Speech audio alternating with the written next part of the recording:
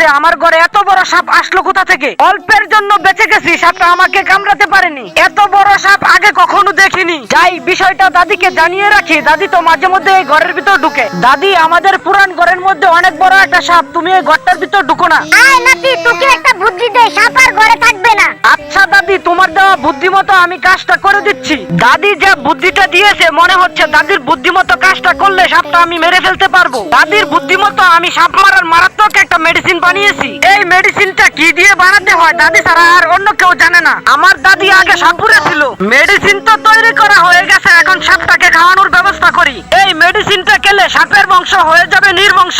সব জায়গায় মেডিসিনটা ছিটিয়ে দিতে হবে, তাহলে জায়গায় খেয়ে জায়গায় মরবে। মেডিসিন তো দেওয়া হয়ে গেছে, এখন ঘরের দরজাটা লাগিয়ে দেই, তাহলে লাইনে খাবে, সিরিয়ালে মরবে। আয়াসকা দিমু হালকার উপর জাপসা। প্রিয় বন্ধু, ভিডিওতে লাইক ও চ্যানেলটি সাবস্ক্রাইব করতে ভুলবেন না।